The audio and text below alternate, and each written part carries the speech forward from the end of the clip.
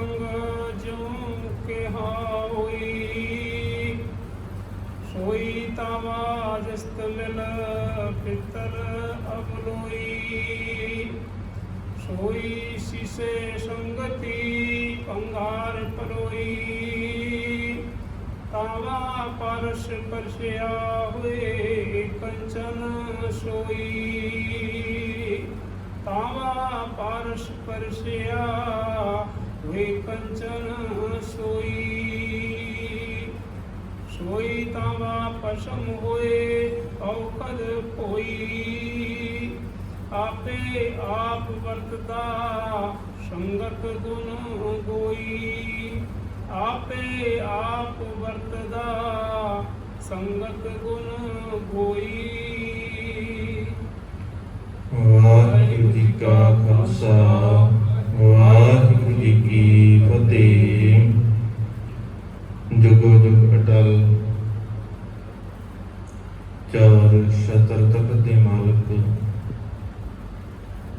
हाजरा हुजूर ज़ाहरा लहूर सर्व कला भरपूर समरथ सतगुरु साहिब श्री गुरु ग्रंथ ਸਾਹਿਬ महाराज जी ਦੀ पावन मुकद्दस हजूरी ਦੇ ਅੰਦਰ ਰੋਜ਼ਾਨਾ ਦੀ ਤਰ੍ਹਾਂ ਸੰਧਿਆ ਵੇਲੇ ਦੇ ਦੀਵਾਨਾਂ ਦੀ ਹਾਜ਼ਰੀ ਭਰ ਰਹੇ ਪੱਗਾਂ ਵਾਲੇ ਸਤਸੰਗੀ ਜਨੋ, ਸਤਿਗੁਰਾਂ ਦੀ ਅਪਾਰ ਬਖਸ਼ਿਸ਼ ਦਾ ਸਦਕਾ ਭਾਈ ਗੁਰਦਾਸ ਜੀ ਦੀਆਂ ਵਾਰਾਂ ਦੀ ਚੱਲ ਰਹੀ ਲੜੀਵਾਰ ਵਿਚਾਰ ਦੇ ਨਾਲ ਸਾਂਝ ਬਣਾਉਣ ਦਾ ਸੁਭਾਗ ਸਮਾਂ ਪ੍ਰਾਪਤ ਹੋ ਰਿਹਾ ਹੈ। ਇਸ ਲੜੀ ਦੇ ਤਹਿਤ ਪਿਛਲੇਰੇ ਦੀਵਾਨਾਂ ਦੇ ਅੰਦਰ ਦੂਜੀ ਵਾਰ ਦੀਆਂ 5 ਪੌੜੀਆਂ ਦੀ ਵਿਚਾਰ ਆਪ ਸੰਤਾਂ ਦੇ ਨਾਲ ਸਾਂਝੀ ਕੀਤੀ ਸੀ। ਅਗਲੇਰੀ 6 ਨੰਬਰ ਪੌੜੀ ਜਿਸ ਦਾ ਪਾਠ ਆਪਣੀਆਂ ਨੇ ਸਤਿਕਾਰਯੋਗ ਭਾਈ ਸਾਹਿਬਾਂ ਪਾਸੋਂ ਸ਼੍ਰਵਣ ਕੀਤਾ ਹੈ, ਇਸ ਦੀ ਵਿਚਾਰ ਆਪ ਸੰਤਾਂ ਦੇ ਨਾਲ ਸਾਂਝੀ ਕਰਨੀ ਹੈ। ਆਓ ਵਿਚਾਰਾਂ ਦੀ ਆਰੰਭਤਾ ਤੋਂ ਪਹਿਲਾਂ ਗੁਰੂ ਚਰਨਾਂ ਦੇ ਅੰਦਰ ਹਾਜ਼ਰੀ ਲਵਾਈਏ। ਬੜੇ ਪਿਆਰ ਅਤੇ ਅਦਬ ਸਹਿਤ ਆਖੋ ਜੀ ਸਤਨਾਮ ਸ੍ਰੀ ਵਾਹਿਗੁਰੂ ਸਾਹਿਬ ਜੀ। सतनाम श्री वाहेगुरु साहेब जियो, सोई तावा रंग संग ज्यों कहा होई। ਭਾਈ ਗੁਰਦਾਸ ਜੀ ਜਿੱਥੇ ਗੁਰਬਾਣੀ ਦੇ ਬੜੇ ਸੁਚੱਜੇ ਵਿਆਖਿਆਕਾਰ ਨੇ, ਉੱਥੇ ਹੀ ਹੋਰਾਂ ਵਿਸ਼ਿਆਂ ਦੇ ਵੀ ਬੜੇ ਮਾਹਰ ਨੇ।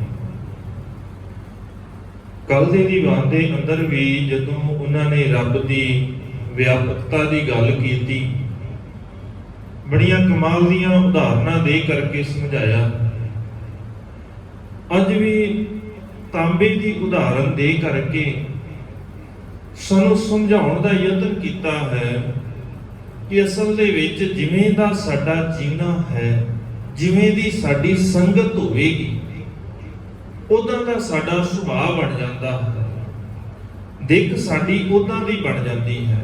ਦੁਨੀਆ ਦੀ ਨਜ਼ਰ ਦੇ ਵਿੱਚ ਅਸੀਂ ਉਦਾਂ ਦੇ ਲੱਗਣ ਲੱਗ ਜਾਂਦੇ ਆ ਜਿੱਦਾਂ ਦੀ ਸਾਡੀ ਸੰਗਤ ਹੋ ਜਾਵੇ। ਪੌੜੀ ਦੇ ਅੰਦਰ ਭਾਈ ਗੁਰਦਾਸ ਜੀ ਨੇ ਤਾਂਬੇ ਦੀ ਗੱਲ ਕੀਤੀ ਵੀ ਕਿਵੇਂ ਕਿਹਦੇ ਨਾਲ ਮਿਲ ਕਰਕੇ ਤਾਂਬੇ ਦਾ ਰੂਪ ਬਦਲਦਾ ਹੈ, ਤਾਂਬੇ ਦੇ ਗੁਣ ਬਦਲਦੇ ਨੇ। ਭਲਿਆ ਜੇ ਤੇਰੀ ਸੰਗਤ ਵੀ ਜਿੱਦਾਂ ਦੀ ਹੋ ਜਾਵੇ, ਤੇਰੀ ਸੰਗਤ ਵੀ ਜਿੱਦਾਂ ਦੀ ਹੋ ਜਾਏਗੀ, ਜਿਹਦੇ ਨਾਲ ਤੂੰ ਬੈਠਣ ਲੱਗ ਜਾਏਗਾ, ਤੇਰੀ ਸੰਗਤ ਦੇ ਕਰਕੇ ਤੇਰੇ ਗੁਣਾਂ ਦਾ ਬਦਲਾਅ ਹੋ ਜਾਏਗਾ, ਤੇਰੇ ਗੁਣ ਬਦਲ ਜਾਣਗੇ। ਤਾਂ ਗੁਰੂ ਸਾਹਿਬ ਕਹਿੰਦੇ ਸਨ, ਸੰਗਤ ਕਰਨ ਲੱਗਿਆ ਬੜਾ ਧਿਆਨ ਰੱਖੀ ਬੈਠਾ ਕਿੱਥੇ ਹੈ। ਮਸਲਾ ਤੇ ਸਾਰਾ ਸੰਗਤ ਦਾ ਹੈ ਨਾ। ਰੋਜ਼ਾਨਾ ਅਰਦਾਸ ਦੇ ਅੰਦਰ ਵੀ ਇਸੇ ਕਰਕੇ ਹੀ ਮੰਗ ਕਰੀਦੀ ਹੈ, ਸਹੀ ਪਿਆਰੇ ਮੇਲ ਜਿਨਾ ਮਿਲਿਆ ਤੇਰਾ ਨਾਮ ਚਿਰਤਿਆ। ਅਸਲ 'ਚ ਸਾਨੂੰ ਗੁਰੂ ਸਾਹਿਬ ਨੇ ਇਹ ਸਦੀਵੀ ਸਿਧਾਂਤ ਦਿੱਤਾ ਹੈ ਵੀ ਸੰਗਤ ਤੇਰੀ ਚੰਗੀ ਹੋਵੇ। ਜੇ ਸੰਗਤ ਚੰਗੀ ਨਹੀਂ ਹੈ ਤੇ ਠੀਕ ਨਹੀਂ ਹੋਵੇਗਾ।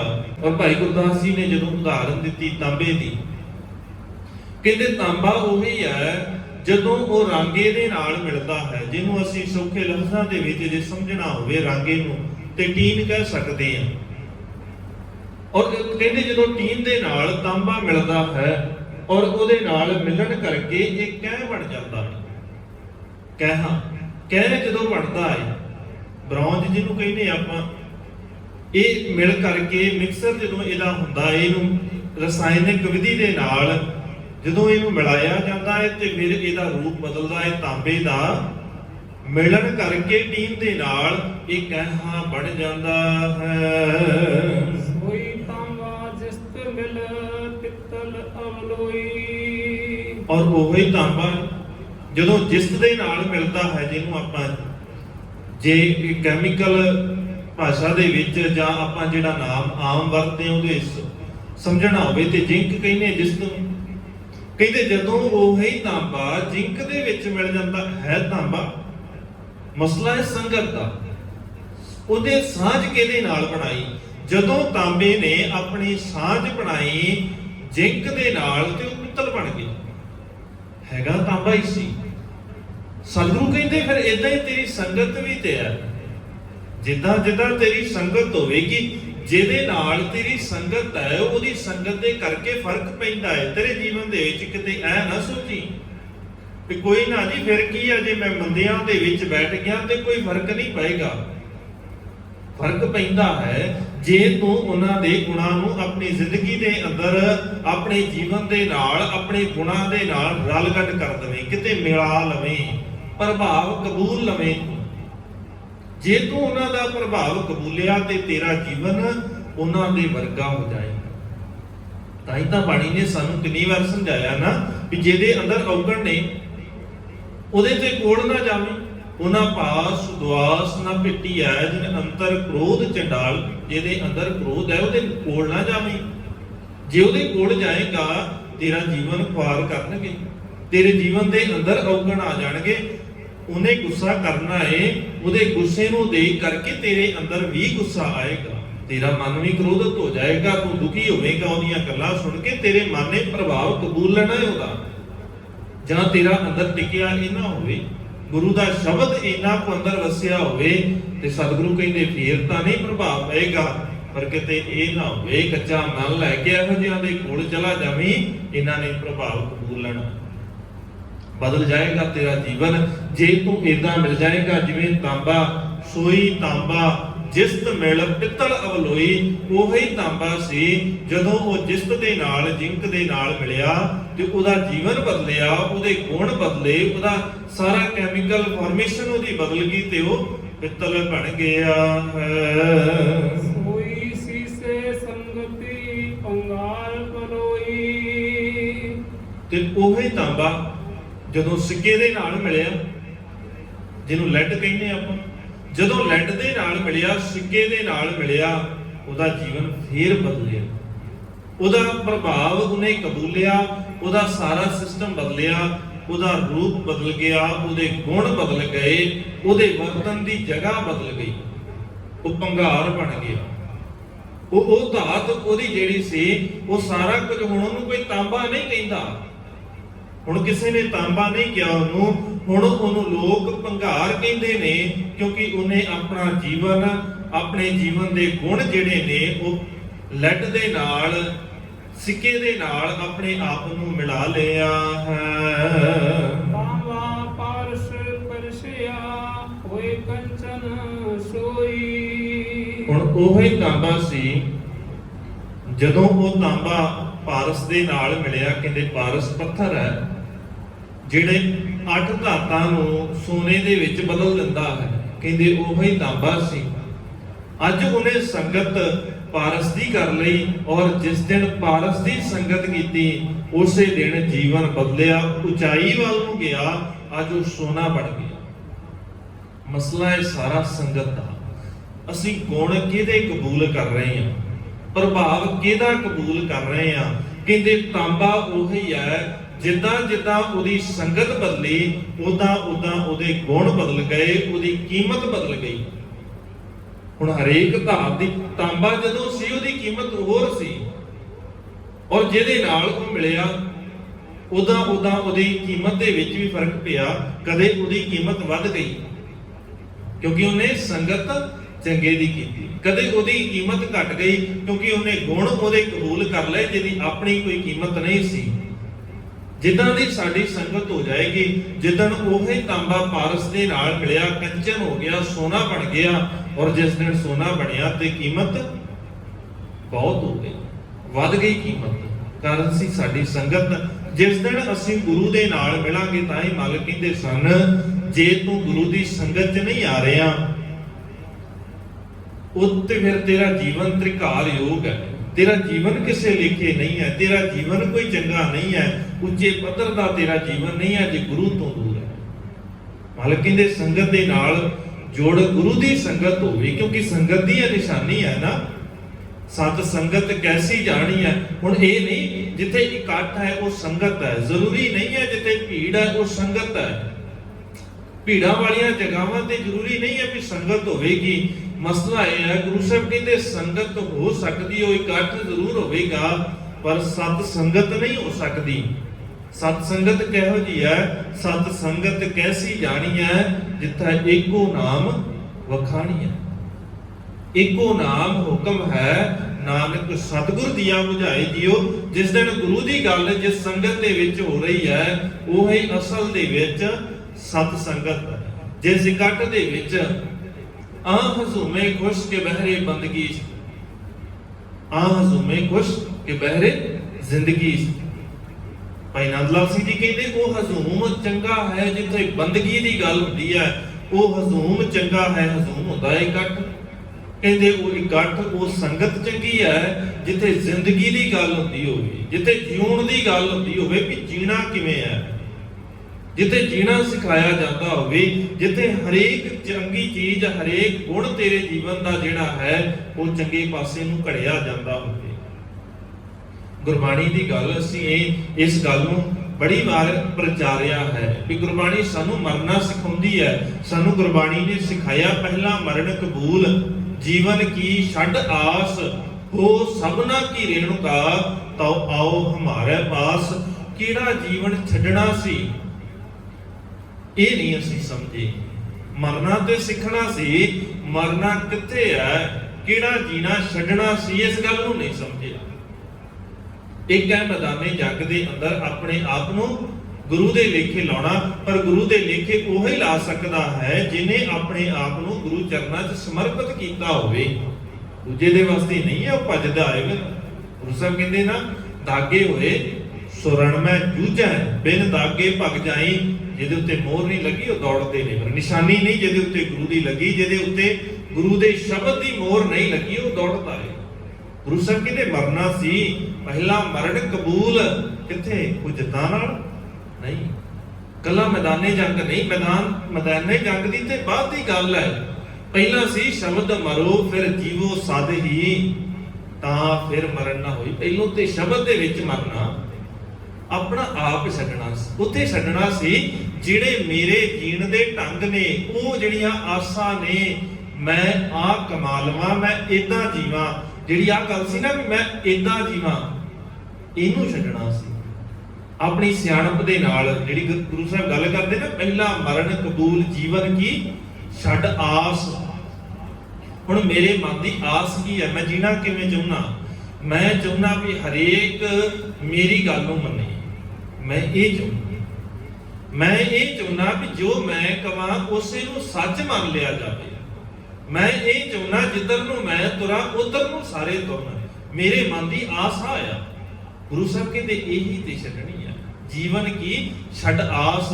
ਜਿਹੜੀਆਂ ਮੇਰੇ ਮਨ ਦੀਆਂ ਆਸਾਂ ਨੇ ਵੀ ਮੈਂ ਚਾਹੁੰਦਾ ਵੀ ਇਦਾਂ ਹੀ ਹੋਵੇ ਜਿੱਦਾਂ ਮੈਂ ਚਾਹੁੰਦਾ, ਬਸ ਆਹ ਛੱਡਣਾ ਸੀ। ਗੁਰੂ ਸਾਹਿਬ ਕਹਿੰਦੇ ਫਿਰ ਇਦਾਂ ਛੱਡ ਕੇ ਉਹ ਸਭਨਾ ਕੀ ਰੇਣੁਕਾ। ਹੁਣ ਤੂੰ ਐ ਨਾ ਕਿਆ ਕਰ ਵੀ ਮੈਂ ਕੁਝ ਹੈਗਾ। ਹੁਣ ਗੁਰੂ ਕੋਲ ਆ ਕੇ ਐ ਮੰਨਿਆ ਕਰ, ਮੇਰੀ ਸੰਗਤ ਪੋਚ ਸੋਚ। ਗੁਰੂ ਸਾਹਿਬ ਕੋਲ ਆ ਕੇ ਕਿਆ ਕਰ ਵੀ ਸਤਿਗੁਰੂ ਮੇਰੀ ਸੰਗਤ ਬੜੀ ਮਾੜੀ ਹੈ, ਮੇਰਾ ਜਨਮ ਬੜਾ ਮਾੜਾ ਹੈ, ਮੇਰਾ ਜਨਮ ਕੁਟਿਲਤਾ, ਮੇਰਾ ਜਨਮ ਬੜਾ ਮਾੜਾ ਹੈ ਜੀ, ਨੀਵੇਂ ਪੱਧਰ ਦਾ ਹੈ। ਮੈਂ ਸਤਿਗੁਰੂ ਤੇਰੇ ਕੋਲ ਆਇਆ, ਮੈਂ ਤੇਰੀ ਦਰ ਤੇ ਆ ਗਿਆ, ਆਪਣੇ ਆਪ ਨੂੰ ਛੱਡ ਕੇ। ਜਿਸ ਦਿਨ ਏਦਾਂ ਆਵਾਂਗੇ ਨਾ, ਸਤਿਗੁਰੂ ਕਹਿੰਦੇ ਫਿਰ ਉਦਣ ਬਖਸ਼ਿਸ਼ਾਂ ਆਉਣਗੀਆਂ, ਉਦਣ ਤੂੰ ਆਪਣੇ ਆਪ ਨੂੰ ਛੱਡ ਕੇ ਆ। ਇਹ ਮੰਨ ਕੇ ਆਵੇਂ ਵੀ ਸਤਿਗੁਰੂ ਹੁਣ ਜੇ ਏਦਾਂ ਹੀ ਦੇਖ ਲਈਏ, ਤਾਂਬੇ ਦੀ ਗੱਲ ਕੀਤੀ ਭਾਈ ਗੁਰਦਾਸ ਜੀ ਨੇ, ਜੇ ਇਸ ਢੰਗ ਨਾਲ ਜੇ ਤਾਂਬਾ ਆਪਣੇ ਗੁਣ ਨਾ ਛੱਡੇ, ਤਾਂਬਾ ਕਵੇ ਵੀ ਮੈਂ ਆਪਣੇ ਗੁਣ ਨਹੀਂ ਛੱਡਦਾ, ਪਾਰਸ ਦੇ ਨਾਲ ਮਿਲਣ ਤੋਂ ਬਾਅਦ ਵੀ ਕਦੇ ਉਹ ਸੋਨਾ ਨਹੀਂ ਬਣ ਸਕਦਾ। ਤਾਂਬੇ ਨੂੰ ਆਪਣੇ ਗੁਣ ਛੱਡਣੇ ਪੈਣਗੇ ਪਾਰਸ ਦੇ ਨਾਲ ਮਿਲਣ ਲੱਗਿਆ, ਫਿਰ ਉਹ ਆਪਣੇ ਜੀਵਨ ਨੂੰ ਸੋਨੇ ਤੱਕ ਲੈ ਕੇ ਜਾ ਸਕਦਾ ਹੈ। ਜਦੋਂ ਤੱਕ ਅਸੀਂ ਇਹ ਨਹੀਂ ਨਾ ਛੱਡਦੇ ਵੀ ਮੈਂ ਇਦਾਂ ਪਹਿਲਾਂ ਤੋਂ ਕਰਦਾ ਜੀ, ਸਾਡੇ ਬਜ਼ੁਰਗ ਇਦਾਂ ਕਰਦੇ ਜੀ, ਗੁਰੂ ਸਾਹਿਬ ਕੀ ਕਹਿ ਰਹੇ, ਇਹਨੂੰ ਜਦੋਂ ਤੱਕ ਮੰਨਦੇ ਨਹੀਂ, ਜਦੋਂ ਮੰਨਣਾ ਹੋਏਗਾ ਫਿਰ ਪਹਿਲਾਂ ਛੱਡਣਾ ਪਏਗਾ। ਜੋ ਪਹਿਲਾਂ ਕਰ ਰਹੇ ਆ ਨਾ, ਉਹਨੂੰ ਛੱਡਣਾ ਪਏਗਾ। ਜਦੋਂ ਛੱਡਾਂਗੇ, ਗੁਰੂ ਦੀ ਗੱਲ ਨੂੰ ਜੀਵਨ ਦਾ ਆਧਾਰ ਬਣਾਵਾਂਗੇ, ਉਦੋਂ ਹੀ ਜੀਵਨ ਬਦਲ ਜਾਏਗਾ। ਛੱਡਿਆ ਹੈ ਨਾ, ਜਿਨ੍ਹਾਂ ਨੇ ਛੱਡਿਆ ਹੈ ਫਿਰ ਉਹਨਾਂ ਦੇ ਬਦਲੇ ਨੇ। ਜਿਨ੍ਹਾਂ ਨੂੰ ਕਦੇ ਦੁਨੀਆ ਦੇ ਲੋਕ ਠੱਗ, ਚੋਰ, ਪਰਾਈਆ ਕਹਿੰਦੇ ਸਨ, ਅੱਜ ਉਹ ਹੀ ਪੂਜਦੇ ਨੇ, ਉਹਨਾਂ ਨੂੰ ਹੀ ਪੂਜਿਆ ਜਾ ਰਿਹਾ। ਜਿਨ੍ਹਾਂ ਨੂੰ ਲੋਕ ਇਹਨੇ ਨੀਵੇਂ ਪੱਧਰ ਦਾ ਕਹਿੰਦੇ ਸਨ, ਕਹਿੰਦੇ ਨੇ ਨਾ, ਕਦੇ ਮਾੜਾ ਹੀ ਕਹਿੰਦੇ ਨੇ, ਨੀਵੇਂ ਪੱਧਰ ਦਾ ਕਹਿੰਦੇ ਨੇ, ਠੱਗ ਕਹਿੰਦੇ ਨੇ, ਰਾਖਸ਼ ਕਹਿ ਰਹੇ ਨੇ ਲੋਕ ਭਾਈ ਕੋਡੇ ਵਰਗਿਆਂ ਨੂੰ। ਜਿੱਦਣ ਉਹਨਾਂ ਨੇ ਛੱਡ ਦਿੱਤਾ, ਮੈਂ ਪਹਿਲਾਂ ਕੀ ਕਰਦਾ ਸੀ ਇਹ ਛੱਡ ਦਿੱਤਾ ਨਾ, ਉਦਣ ਹੀ ਉਹ ਸੱਜਣ ਠੱਗ ਤੋਂ ਭਾਈ ਸੱਜਣ ਜੀ ਬਣ ਗਏ। ਹੁਣ ਲੋਕ ਭਾਈ ਸੱਜਣ ਕਹਿੰਦੇ ਨੇ, ਸੱਜਣ ਠੱਗ ਨਹੀਂ ਕਹਿੰਦੇ। ਅਜੇ ਸਾਡੇ ਹੈਗੇ ਨੇ ਜਿਹੜੇ ਕਹੀ ਜਾਂਦੇ ਆ, ਪਰ ਲੋਕ ਸੱਜਣ ਠੱਗ ਨਹੀਂ ਕਹਿੰਦੇ। ਹੁਣ ਦੁਨੀਆ ਨੂੰ ਪਤਾ ਲੱਗ ਗਿਆ ਇਹਦਾ ਜੀਵਨ ਹੁਣ ਪਾਰਸ ਗੁਰੂ ਦੇ ਨਾਲ ਮਿਲ ਗਿਆ, ਇਹ ਹੁਣੇ ਸੋਨੇ ਵਰਗਾ ਬਣ ਗਿਆ, ਸ਼ੁੱਧ ਹੋ ਗਿਆ। ਕਿਉਂਕਿ ਸੋਨੇ ਨੂੰ ਵੀ ਸ਼ੁੱਧਤਾ ਦੀ ਲੋੜ ਹੈ ਨਾ। ਸੋਨਾ ਵੀ ਉਦੋਂ ਤੱਕ ਕੀਮਤ ਨਹੀਂ ਆਪਣੀ ਪੂਰੀ ਪਾ ਸਕਦਾ ਜਦੋਂ ਤੱਕ ਖੋਟ ਹੈ ਉਹਦੇ ਅੰਦਰ। ਧਰਮੀ ਬਣ ਜਾਣ ਦੇ ਨਾਲ ਅੰਦਰੋਂ ਖੋਟਾਂ ਨਹੀਂ ਨਿਕਲਦੀਆਂ। ਖੋਟ ਤਾਂ ਨਿਕਲੇਗੀ ਜੇ ਗੁਰੂ ਦੀ ਕਸਵੱਟੀ ਤੇ ਆਪਣੇ ਆਪ ਨੂੰ ਲਾਵਾਂਗੇ। ਇਹ ਤਾਂ ਇੱਕ ਢੰਗ ਸੀ ਤੁਰਨ ਦਾ। ਸੋਨਾ ਬਣਿਆ, ਸੋਨਾ ਬਣਨ ਤੋਂ ਬਾਅਦ ਖੋਟ ਵੀ ਕੱਢਣੀ ਪਏਗੀ ਅੰਦਰੋਂ। ਧਰਮੀ ਬਣਨਾ ਸ਼ੁਰੂ ਕੀਤਾ ਹੈ ਤੇ ਖੋਟਾਂ ਕੱਢਣੀਆਂ ਪੈਣਗੀਆਂ। ਇਹ ਨਹੀਂ ਕਹਿਣਾ ਪਏਗਾ ਕਿ ਮੈਂ ਖੰਡੇ ਬਾਟੇ ਦੀ ਪਾਵ ਲੈ ਲਈ ਤੇ ਸਾਰਾ ਕੁਝ ਹੋ ਗਿਆ। ਸਾਡਾ ਵੀ ਭੁਲੇਖਾ ਹੈਗਾ ਕਿ ਮੈਂ ਖੰਡੇ ਬਾਟੇ ਦੀ ਪਾਵ ਲੈ ਲਈ, ਹੁਣ ਤਾਂ ਜੀ ਮੈਂ ਧਰਮੀ ਬਣ ਗਿਆ, ਹੁਣ ਤਾਂ ਮੈਨੂੰ ਕੁਝ ਨਹੀਂ ਕਰਨ ਦੀ ਲੋੜ। ਸਤਿਗੁਰੂ ਕਹਿੰਦੇ ਨਹੀਂ, ਇੱਥੋਂ ਤੇ ਸ਼ੁਰੂਆਤ ਹੋਣੀ ਹੈ। ਹੁਣ ਤੇ ਸ਼ੁਰੂਆਤ ਹੋਈ ਹੈ। ਰੋਜ਼ਾਨਾ ਤੈਨੂੰ ਆਪਣਾ ਆਪ ਬਦਲਣਾ ਪਏਗਾ, ਮੰਨਣਾ ਪਏਗਾ ਵੀ ਮੈਂ ਉੱਚਾ ਨਹੀਂ ਆ। ਅਜੇ ਤੱਕ ਇਹ ਮੰਨ ਕੇ ਬੈਠੇ। ਉਹ ਕਈ ਵਾਰ ਤੇ ਇੰਨਾ ਹੁੰਦਾ ਹੈ, ਪਹਿਲੋਂ ਤੇ ਮੰਨਦੇ ਸੀ ਵੀ ਉੱਚੇ ਨਹੀਂ ਆ, ਹੁਣ ਖੰਡੇ ਬਾਟੇ ਦੀ ਪਾਵ ਲੈ ਲਈ, ਹੁਣ ਮੰਨਣ ਲੱਗ ਗਏ ਵੀ ਸਾਰਿਆਂ ਤੋਂ ਉੱਚੇ ਆ, ਬਾਕੀਆਂ ਨਾਲੋਂ ਉੱਚੇ ਹੋ ਗਏ। ਮੈਂ ਉੱਚਾ ਹੋ ਗਿਆ ਕਿਉਂਕਿ ਮੈਂ ਗੁਰੂ ਵਾਲਾ ਬਣ ਗਿਆ। ਸਤਿਗੁਰੂ ਤੇ ਕਹਿੰਦੇ ਸੀ ਗੁਰੂ ਵਾਲਾ ਬਣਿਆ ਹੈ। ਜਦਨ ਗੁਰ ਲਾਗਾ ਤਬ ਜਾਨੀਐ, ਮਿਟੈ ਮੋਹ ਤਨ ਤਾਪ। ਗੁਰੂ ਦੀ ਸੰਗਤ ਦਾ ਅਸਰ ਹੈ। ਜਿੱਦਣ ਅੰਦਰੋਂ ਤਾਪ ਨਿਕਲ ਗਿਆ, ਉੱਚਾਪਨ ਖਤਮ ਹੋ ਗਿਆ, ਹਉਮੈ ਦੀ ਪੰਡ ਛੱਡ ਦਿੱਤੀ, ਉਦਣ ਗੁਰੂ ਵਾਲਾ ਬਣੇਗਾ। ਉਦਣ ਪਤਾ ਲੱਗੇਗਾ ਵੀ ਹਾਂ ਤੇਰੀ ਸੰਗਤ ਚੰਗੀ। ਉਦਣ ਪਤਾ ਲੱਗੇਗਾ ਜਿੱਦਣ ਗੁਰੂ ਦੀ ਸੰਗਤ ਜਾ ਕਰਕੇ ਤੇਰਾ ਜੀਵਨ ਬਦਲਿਆ। ਤੇ ਇਹ ਸੰਗਤ ਐ ਨਹੀਂ ਮਿਲਦੀ ਫਿਰ। ਸਤਿਗੁਰੂ ਕਹਿੰਦੇ ਸਰੀਰ ਕਰਕੇ ਤਾਂ ਆ ਗਿਆ ਹੈ, ਹੁਣ ਮਸਲਾ ਏ ਅੰਦਰ ਦੀ ਸੰਗਤ ਪ੍ਰਾਪਤ ਹੋ ਗਈ। ਉਹ ਵੱਡੇ ਭਾਗਾਂ ਦੇ ਨਾਲ, ਤੇ ਭਾਗ ਉਹਨਾਂ ਦੇ ਵੱਡੇ ਬਣਦੇ ਨੇ ਜਿਹੜੇ ਗੁਰੂ ਚਰਨਾਂ ਜਾ ਕੇ ਅਰਜ਼ੋਈ ਕਰਦੇ। ਵੱਡ ਭਾਗੀ ਹਰ ਸੰਗਤ ਪਾਵੈ, ਭਾਗ ਹੀਣ ਭ੍ਰਮ ਚੋਟਾਂ ਖਾਵੈ। ਹੁੰਦਾ ਨਾ ਕਈ ਵਾਰ ਗੁਰੂ ਕੀ ਸੰਗਤ ਜਾ ਕਰਕੇ ਵੀ ਧਿਆਨ ਕੌਣ ਕੀ ਕਰ ਰਿਹਾ ਹੈ ਇੱਧਰ ਹੁੰਦਾ, ਧਿਆਨ ਦੂਜਿਆਂ ਨੇ ਕੀ ਕੀਤਾ ਇੱਧਰ ਹੁੰਦਾ ਹੈ। ਸਤਿਗੁਰੂ ਕਹਿੰਦੇ ਫਿਰ ਆਇਆ ਤੇ ਹੈਗਾ ਸੀ, ਧਿਆਨ ਤਾਂ ਨਹੀਂ ਹੈ, ਚੋਟਾਂ ਹੀ ਹੈ। ਇਹ ਚੋਟਾਂ ਹੀ ਖਾ ਰਿਹਾ ਹੈ। ਗੁਰੂ ਦੇ ਦਰ ਤੇ ਬੈਠ ਕੇ ਗੁਰੂ ਤੋਂ ਬੇਮੁਖ ਹੋ ਕੇ ਬੈਠਾ ਹੈ, ਧਿਆਨ ਦੂਜਿਆਂ ਵੱਲ, ਗੁਰੂ ਵੱਲ ਧਿਆਨ ਨਹੀਂ। ਸਤਿਗੁਰੂ ਕਹਿੰਦੇ ਇਹੀ ਤਾਂ ਸੀ ਤੇਰੇ ਅੰਦਰ ਦੀ ਖੋਟ ਤੈਨੂੰ ਭਟਕਾ ਰਹੀ ਆ, ਇਹਨੂੰ ਟਿਕਾਉਣਾ ਸੀ। ਔਰ ਜਿਸ ਦਿਨ ਗੁਰੂ ਦੇ ਕੋਲ ਆਵਾਂਗੇ ਉਸ ਦਿਨ ਭਾਈ ਗੁਰਦਾਸ ਜੀ ਕਹਿੰਦੇ ਫਿਰ ਤਾਂਬੇ ਵਾਂਗ ਜਿਸ ਦਿਨ ਪਾਰਸ ਦੇ ਨਾਲ ਮਿਲ ਗਿਆ ਤਾਂਬਾ, ਉਸੇ ਦਿਨ ਕੰਚਨ ਹੋ ਜਾਏਗਾ। ਗੁਰੂ ਦੇ ਨਾਲ ਮਿਲ, ਤੇਰਾ ਜੀਵਨ ਕੰਚਨ ਵਰਗਾ ਹੋ ਜਾਵੇਗਾ। ਹੋਈ ਤਾਂਬਾ ਵਸਨ ਹੋਏ ਔਖਦ ਕੋਈ। ਉਹੀ ਤਾਂਬਾ ਹੈ। ਕਹਿੰਦੇ ਜਿਸ ਦਿਨ ਤਾਂਬੇ ਨੂੰ ਭਸਮ ਕੀਤਾ, ਉਹ ਦਵਾਈ ਬਣ ਜਾਂਦਾ, ਔਖਦ ਬਣ ਜਾਂਦਾ, ਉਹ ਦੂਜਿਆਂ ਦਾ ਇਲਾਜ ਕਰਦਾ ਹੈ, ਰੋਗਾਂ ਤੋਂ ਮੁਕਤ ਕਰ ਦਿੰਦਾ ਹੈ। ਆਪੇ ਆਪ ਵਰਤਦਾ ਸੰਗਤ ਗੁਣ ਗੋਈ। ਆਪਣੇ ਆਪ ਫਿਰ ਵਰਤਦਾ ਹੈ ਸੰਗਤ ਦੇ ਅੰਦਰ।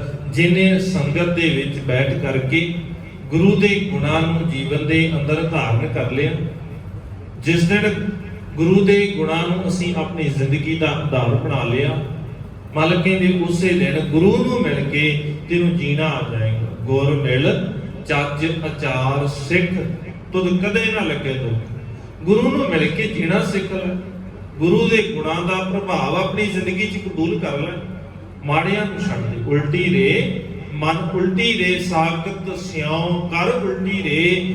ਸਤਿਗੁਰੂ ਕਹਿੰਦੇ ਸਾਖਤ ਜਿਹੜਾ ਹੈ ਨਾ ਟੁੱਟਿਆ ਹੋਇਆ ਰੱਬ ਤੋਂ, ਉਹਦੇ ਤੋਂ ਕਿਨਾਰਾ ਕਰ ਲੈ, ਉਹਦੇ ਤੋਂ ਪਾਸੇ ਹੋ ਜਾ, ਉਹਦੇ ਤੋਂ ਬਚ ਜਾ। ਜਿਸ ਦਿਨ ਉਹਦੇ ਤੋਂ ਬਚ ਗਿਆ, ਸਤਿਗੁਰੂ ਕਹਿੰਦੇ ਤੇ ਝੂਠਾ ਹੈ। ਝੂਠੇ ਕੀ ਨੇ? ਝੂਠ ਪ੍ਰੀਤ, ਝੂਠੇ ਦੀ ਝੂਠੀ ਪ੍ਰੀਤ ਹੈ। ਝੂਠੇ ਦੇ ਨਾਲ ਸਾਂਝ ਬਣਾਏਗਾ, ਮਾੜੇ ਦੇ ਨਾਲ ਸਾਂਝ ਬਣਾਏਗਾ। ਮਾਲਕ ਨੇ ਹਰੇਕ ਤੋਂ ਵਰਜਿਆ ਇਸ ਨੂੰ।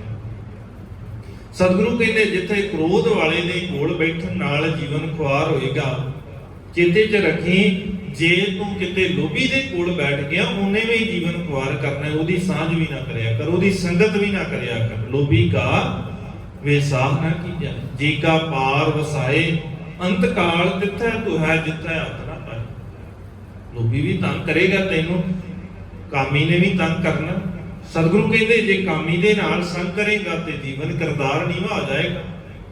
ਉੱਚਿਆਂ ਦੇ ਨਾਲ ਸਾਂਝ ਬਣਾ, ਇਹ ਤੇ ਸੰਗਤ ਇਦਾਂ ਦੀ ਹੈ। ਚੰਗਿਆਂ ਦੇ ਨਾਲ ਸਾਂਝ ਬਣਾਉਣੀ ਸ਼ੁਰੂ ਕਰ। ਚੰਗਿਆਂ ਦੇ ਨਾਲ ਸਾਂਝ ਬਣਾ ਕਰਕੇ ਤੂੰ ਇੱਕ ਆਮ ਮਨੁੱਖ ਤੋਂ ਇਦਾਂ ਦਾ ਬਣ ਜਾਏਗਾ, ਲੋਕ ਤੈਨੂੰ ਪੂਜਣਗੇ।